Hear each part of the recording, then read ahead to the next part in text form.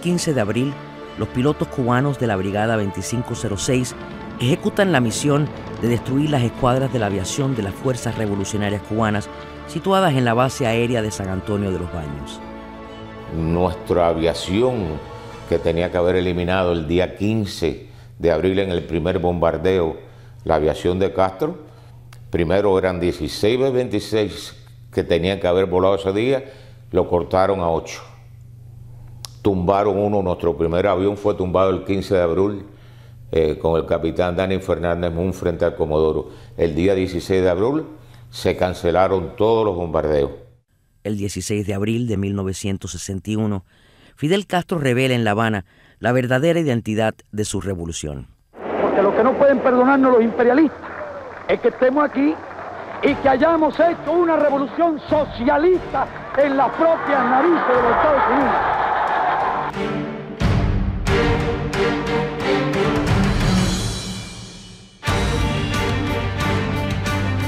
Bueno, para hablar del desenlace, déjame decirte una pequeña anécdota que tuve en los campamentos. Yo le pregunto a uno de los agentes de la CIA que nos estaba entrenando, eso es referente a si cuando llegamos a la aviación de Fidel, y él se como se molesta y me dice, yo les he dicho a todos ustedes de que no me hablen de los aviones de Fidel, que la aviación de Fidel no va a volar, ustedes van a ser dueños del aire. Yo estoy en el barco Houston.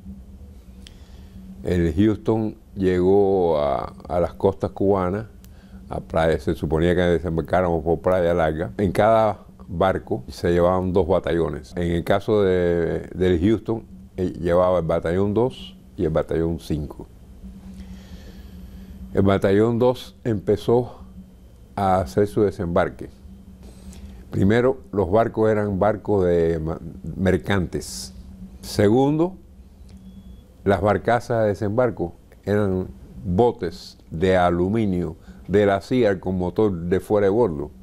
Eso hizo primero una cosa, que se demorara que el batallón 2 pudiera bajar completo. Y segundo, a raíz de que los americanos de la inteligencia habían dicho de que esos lugares que nosotros íbamos a desembarcar, aunque ellos habían visto con fotografías de satélite una sombra negra, ellos creían que eso era arena.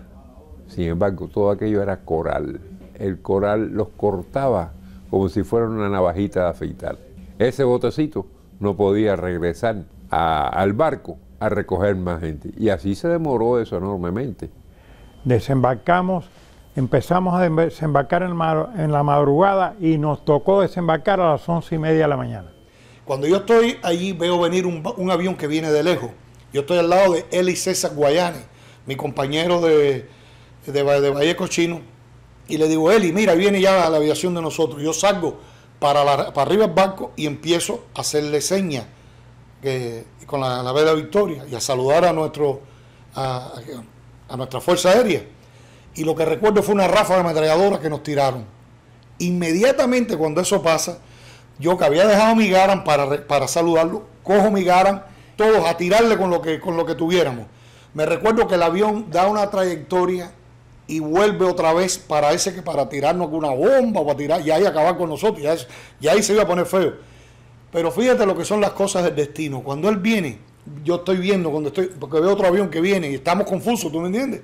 Veo venir otro avión, pero ¿quiénes eran? Era un avión que venía abajo, pero eran los paracaidistas. Y yo hasta veo el primer paracaidista que está preparado, como a 500 pies venía el avión, preparado para tirarse. En ese momento ya estaban los Sea Furies y los T-33 atacando a nuestros aviones. Es más, el C-46 que iba delante de nosotros, porque fueron 2 aviones al área de San Blas, en otro lugar saltaron otros paracaidistas, los persiguió un Sea Fury. Y nos estaba diciendo, me van a tumbar, lo estábamos oyendo por radio, era dramático el momento, ¿no? Cuando él viene y que él ve el avión que viene para acá, él, lejos de tirarnos, él dice, este avión no se me va a ir, o sea, que hace un giro. Y le hicimos una cortina de fuego de todos los hombres que estábamos en cubierta, más una ametralladora antiaérea que tenía la lancha de desembarco y pudimos lograr derribarlo. La primera intención del piloto fue dejar caer el avión arriba de nuestro barco, que hubiéramos perecido todos. Él dio la vuelta y nos cayó como a pocos pies del barco. El 17 se da la orden de partida de los aviones, ya estaba desembarcando la gente, y es cuando nos enteramos que nunca se bombardeó nada de los portaaviones y que los aviones Fidel estaban arriba de la playa esperándonos nosotros. Y ese día fue una carnicería. Yo estoy en La Habana en ese momento preparando para ir a Varadero a recoger un compañero y seguir para Santa Clara, que era la provincia que había sido asignada a nosotros. Sin embargo, me enteré por la radio de Cuba. Me enteré cuando empecé a ver el movimiento masivo de tropas dentro de inmediatamente todas las radios de Cuba se pusieron en cadena a todas las unidades militares que se presentaran en sus unidades militares y nos percatamos de que algo estaba ocurriendo por la radio cubana. Cuando vino a llegar el mensaje de nosotros ya era muy tarde, porque Fidel reaccionó en una forma para él muy positiva, hizo una movilización masiva en todas las ciudades principales de Cuba, en la cual empezaron a revisar casa por casa, manzana por manzana, y a meter los presos aunque usted no hubiese hecho nada. Si usted era un hombre y no estaba asignado a unidad militar, se lo llevaban preso. Logramos al fin desembarcar las primeras horas en lo que fue la última parte de la mañana del 17, estuvimos en la playa protegiendo a la jefatura, porque la misión de nosotros era proteger la jefatura y después reemplazar a los paracaidistas. Pero tan pronto nosotros desembarcamos y empezamos a tener que luchar con, me acuerdo, un camión de milicianos que se nos abalanzó arriba de nosotros. Le dijimos que no queríamos tirar y nos respondieron patria o muerte y váyase. Y tuvimos que destruir el camión para poder seguir avanzando. Cuando avanzabas te ibas enterando de lo que estaba pasando en el barco, que lo estaban ametrallando. Cuando yo llego a la zona de desembarco íbamos 2 aviones. En uno iba Ponzoa y el Huevito García Puyol, y en el otro íbamos Ignacio Rojas y yo. Y en el momento, ya cuando llegábamos, estaba Cosculluela en el Blagar, pidiendo cobertura aérea porque estaban los jets en la zona. El río Escondido estaba haciendo explosiones desde debajo del fondo del mar y salían los proyectiles hacia arriba. El Houston estaba encallado, en candela. En esos momentos viene un T-33 pilotado por Fernández de la Fuerza Aérea de Castro y le tira a Farías. Le tumba el motor derecho, le mata al copiloto y Farías tiene que hacer un giro y llegar para el aeropuerto. El primero que tumbaron fue mi avión, después tumbaron a Vianelo, después tumbaron a Piedra, después tumbaron a Crespo, después Crispín tiene que ir a Miami, aquí a coger combustible, y de regreso se mete contra una montaña, en Cabo Gracias a Dios se mata también. O sea, fue un desastre. Vimos el avión que había sido derribado de Matías Farías, que lo que había ahí era un pedazo de chatarra, que decíamos que cómo había podido sobrevivir como había quedado aquel avión. Vi las batallas aéreas, como estábamos en la costa, del capitán Chirrino Piedra contra los aviones, el Sea Fury y el 33 del Pino, y el Chino Prende, que tumbó al capitán Vianelo y tumbó al capitán Chirrino Piedra. Uno de los pedazos del avión que suelta el P-26 me da a mí adelante en la nariz del avión. Y yo pienso que me están tirando de atrás. Y ya yo después me doy cuenta que ellos no traían artilleros de cola para poder llevar más combustible. Nosotros mismos no nos explicábamos cómo, porque nosotros veíamos los aviones americanos arriba, los cazas. Entonces, yo hubiera estado muerto, pero bueno, quizás el pueblo cubano no hubiera sufrido tantos años de miseria y de tiranía y falta de derechos y de libertad. No teníamos torreta de cola. Si nosotros hubiéramos podido tener torreta de cola para nuestra defensa y hubiéramos podido tener por lo menos 5 aviones que volaran juntos, se pudiera haber hecho un abanico de fuego atrás que era muy dificultoso para un fighter podernos interceptar, o sea, un avión de persecución, que es como nosotros le llamamos en nuestro idioma latino.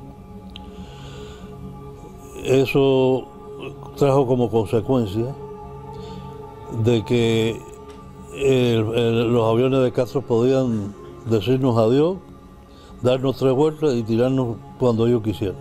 Allí en la explanada recibimos el primer ataque a la 1 de la tarde.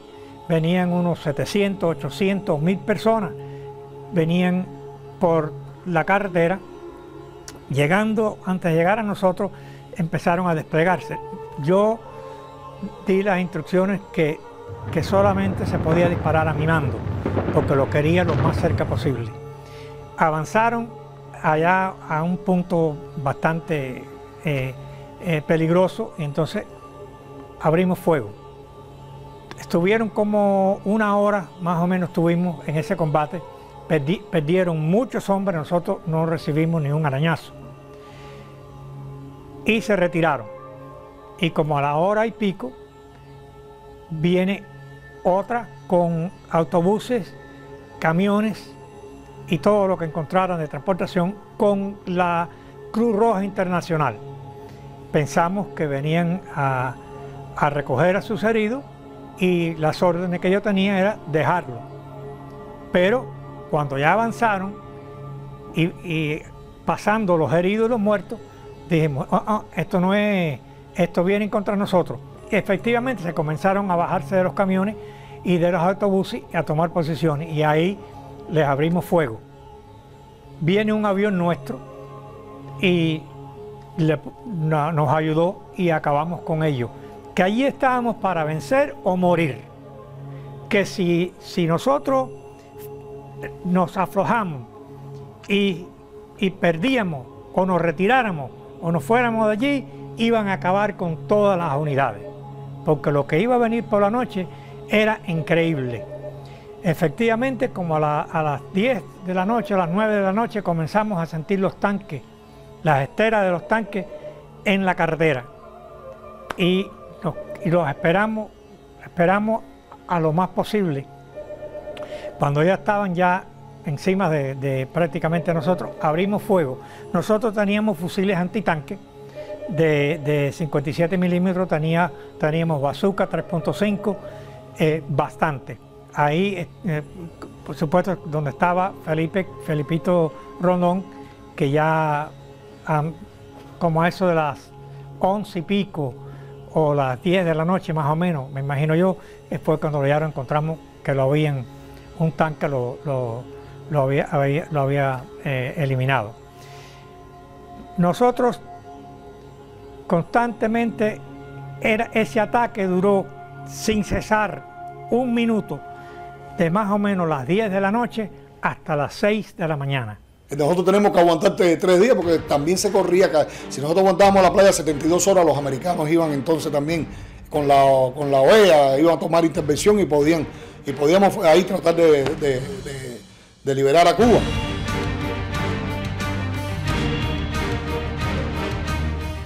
Las instrucciones a nosotros se nos dio en hora del Pacífico, con Central Time, y a la flota se le dio en Eastern Time, 1 hora de diferencia. Cuando llegamos allí, no había nadie. Nosotros solos, a las 7 de la mañana en la zona. Cuando penetramos, el fuego antiaéreo que había allí era increíble. Las 4 bocas, el cielo se puso rojo. Era un melón arriba, un melón abajo, un melón, porque esos melones explotaban a la altura. Habían cogido la altura de vuelo de nosotros. Tan pronto como penetramos en la zona de Bahía Cochino, había una gasolinera. Y más adelante de la gasolinera observamos que venía una curva que iba hacia Girón. Y ahí venían unas rastras llenas de soldados rebeldes. Y atrás venían unos camiones atrás. Y dejamos caer 2 bombas de 500 libras. A 800 pies, el avión se estremeció, parecía que se iba a desbaratar. Y abajo no quedó nadie.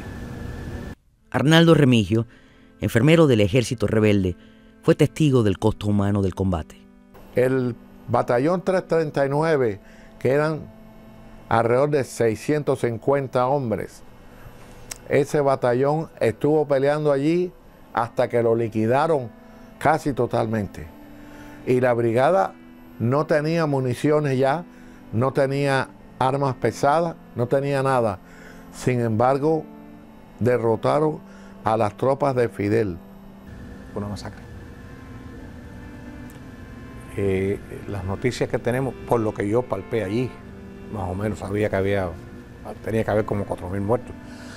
Después vino aquí a los Estados Unidos un señor que era sanitario del ejército cubano, una persona decentísima, y nos enteramos que habíamos aniquilado 7 batallones de infantería entre la Fuerza Aérea y la Brigada, el batallón de las milicias revolucionarias, el batallón de los veteranos de la Sierra Maestra, el batallón de la policía, el 118, el 319, y cada batallón de eso llevaba prácticamente 1000 hombres. Y para mí, los hombres, no puedo hablar de aquello, los hombres que estaban peleando allí eran mis compañeros, y vi a muchos de ellos morir, o si no estaban sin piernas, sin brazos. Era una cosa bastante triste para uno ver seres humanos de los que uno ve todos los días, verlos muriendo allí. Y uno se pone a pensar, porque eran cubanos los que estaban ahí abajo, y éramos cubanos los que estábamos en el aire. Tomábamos la misma cerveza Tuey, comíamos el mismo arroz blanco, los mismos frijoles negros y la misma palomilla. Lo único que nos separaba era mentalmente la posición nuestra. Y en la mañana se nos ordenó abordar los camiones y partir hacia San Blas. Pero Hierro nos dice, hay unos paracaidistas en San Blas que lo tienen acorralado y tenemos que ir a darle protección a ellos. Nos montan en un camión y nos llevan un grupo nosotros. Más o menos a las 2 de la tarde, los paracaidistas pararon un camión y un jeep y venía un comandante rebelde, el comandante Duque, que lo hicieron prisionero. Lo pasamos a la retaguardia, a los prisioneros, y en la tarde, ya con las trincheras preparadas, vino la noche y empezaron los cañones del central Covadonga, que era la parte que estábamos nosotros defendiendo en San Blas. Las tropas de Fidel y la artillería de Fidel la tenían el central Covadonga. Nos tuvieron toda la noche hostigando. Llegó un momento que tuvimos que hacer una retirada y nos quedamos, esa noche nos quedamos en San Blas. Y yo te puedo decir que estuvimos una noche completa bajo un bombardeo de obuses que nos caían constantemente a cada minuto. En el frente, al lado, aquello fue increíble. Yo dije, cuando esto te termine, aquí no va a haber nadie. Yo no estaba de acuerdo ni con la batalla que se ganara o se perdiera, porque acuérdense que antes que todo yo soy cubano. Porque aunque eran enemigos, eran cubanos. Y ellos estaban en guerra otra vez y no es fácil. Eso que dicen que en la guerra prácticamente nadie, verdaderamente nadie gana. Y cuando usted le toma o le quita la vida a alguien, eso no se olvida nunca. En ese momento tú ya no sientes nada. O sea, en ese momento tú estás en una situación que tú no sientes ni padeces. Accionas, te conviertes en un autómata, tú tomas tus propias decisiones. En ese momento no había jefe que te estuviera dirigiendo qué es lo que tenía que hacer. Todo el mundo era su propio jefe porque estuviera al lado tuyo. Todo el mundo luchaba por la supervivencia y de cómo triunfar sobre lo que nos venía arriba de nosotros. Al haber tanta concentración de gente joven, el valor se iba incrementando, porque ya se convertía una competencia, a ver quién era el que daba más el paso adelante. Oye, había situaciones que uno saltaba y saltaba la escuadra completa para medio de la ellos. Una experiencia triste, porque yo era responsable por la vida de casi 100 hombres. Y me sentía, al ver que no teníamos el apoyo aéreo, como que nos habían traicionado. Porque a nosotros nos decía, ustedes despreocúpense que los cielos son nuestros. y no fue así. Yo me integré a pelear en la playa en lo que era defender la pista de Bahía Cochino. Ahí peleamos 3 días hasta que en la madrugada del miércoles me llamó el jefe de la brigada, José Pérez San Román, y me dijo que me dio los mapas, me dijo, te vine a buscar un avión a ti para que le explique la situación, dile a los americanos que esto se pierde, y me dijo una cosa que a mí se me quedó grabada por mucho tiempo. Me dijo, yo fui entrenado por la oficial de academia, en una academia, pero lo que a mí nadie me enseñó fue a pelear una guerra sin tanques, sin artillería, sin parques, sin comunicaciones, sin aviones que me protegieran, y 1000 hombres contra 65.000. La retirada, dieron la voz de que podíamos retirarnos, y cada uno pues más o menos cogió un grupo y se fue con ese grupo. Más o menos estuvimos allí peleando contra ellos hasta las 3 de la tarde, que se acabaron las municiones.